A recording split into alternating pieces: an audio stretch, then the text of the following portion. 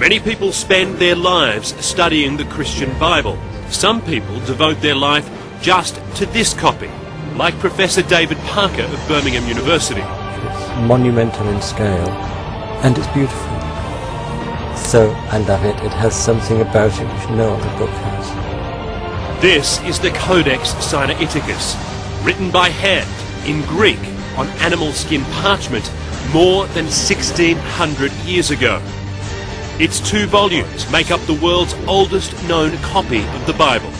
So if you want to know the earliest form of the Christian writings, the Gospels, you have to come to this book to find them. Now anyone can study this book. The British Library has just launched a digital version online. These are high quality images that allow you to hone in into details and see details in a way you couldn't have seen before. The Codex is considered one of the greatest Christian relics, and it shows how the Bible has evolved.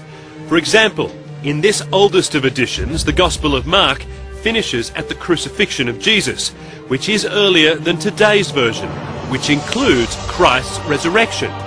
And the New Testament found here contains books like the Epistle of Barnabas that have since been dropped altogether.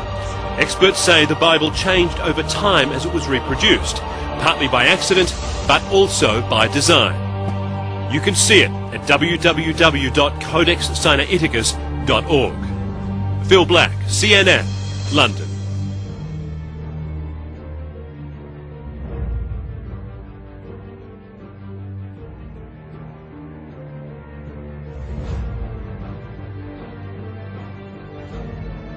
BBC News presents The Rival to the Bible by Roger Bolton.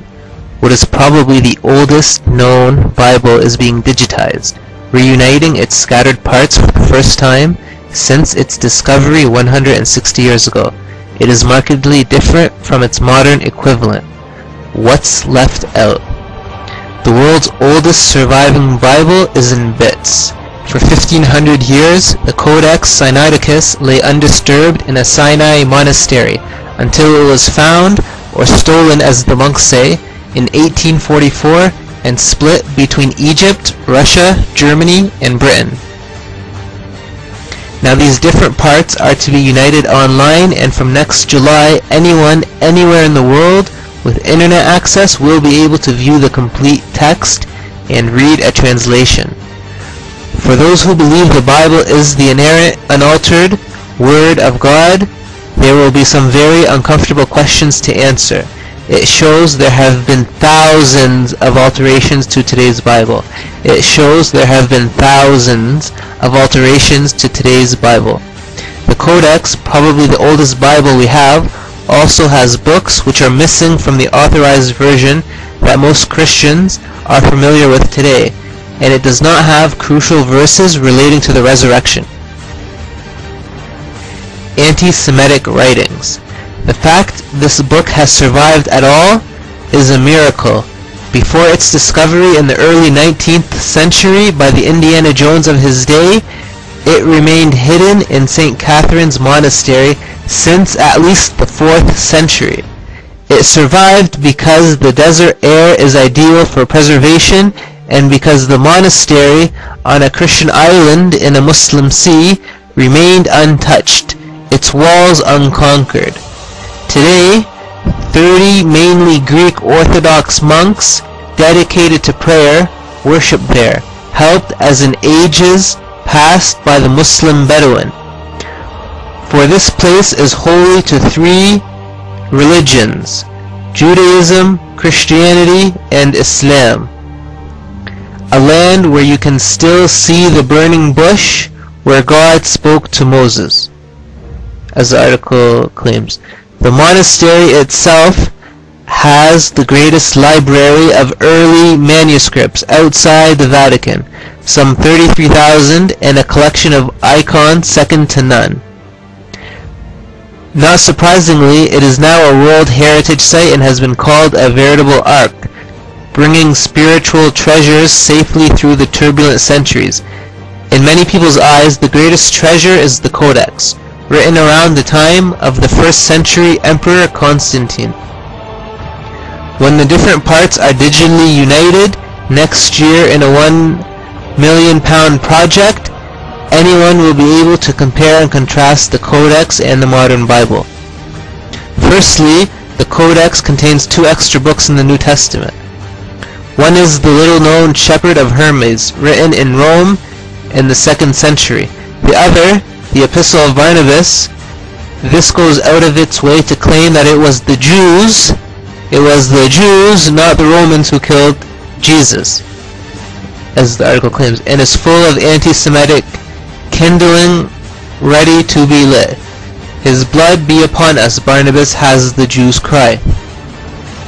Discrepancies. Had this remained in subsequent versions, the suffering of Jews in the subsequent centuries would, if possible, have been even worse, says the distinguished New Testament scholar, Professor Bart Ehrman. And although many of the other alterations and differences are minor, these may take some explaining for those who believe every word comes from God. Faced with differing texts, which is the truly authentic one? Mr. Ehrman was a born-again, Bible-believing evangelical until he read the original Greek texts and noticed some discrepancies. The Bible we now use can't be the inerrant word of God, he says, since what we have are the sometimes mistaken words copied by fallible scribes. Quote, when people ask me if the Bible is the word of God, I answer, which Bible? End quote. The Codex and other early manuscripts omit some mentions of the ascensions of Jesus into heaven and key references to the resurrection, which the Archbishop of Canterbury has said is essential for Christian belief. Other differences concern how Jesus behaved. In one passage of the Codex, Jesus is said to be very angry as he healed a leper, whereas the modern text records him as healing with compassion. Also missing is the story of the woman taken in adultery and about to be stoned, until Jesus rebuked the Pharisees, a Jewish sect, inviting anyone without sin to cast the first stone. So all these things are missing, that the Christians always promote so avidly today. Continuing, nor are there words of forgiveness from the cross. Jesus does not say, Father, forgive me, for they know not what they do. He does not say this. Jesus does not say, Father, forgive me, for they know not what they do. Fundamentalists who believe every word in the Bible is true may find these differences unsettling. But the picture is complicated. Some argue that another early Bible, the Codex Vaticanus, is in fact older, and there are other earlier texts of almost all the books in the Bible, though none pulled together into a single volume. Many Christians have long accepted that while the Bible is the authoritative Word of God, it is not inerrant. Human hands always make mistakes. It should be regarded as a living text, something constantly changing as generation tries to understand the mind of God, says David Parker, a Christian working on digitizing the Codex. Others may take it as more evidence that the Bible is the word of man, not God.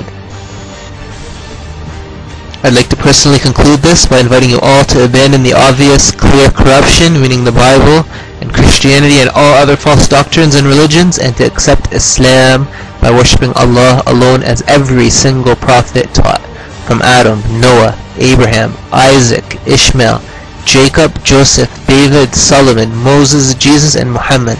Peace be upon all of them.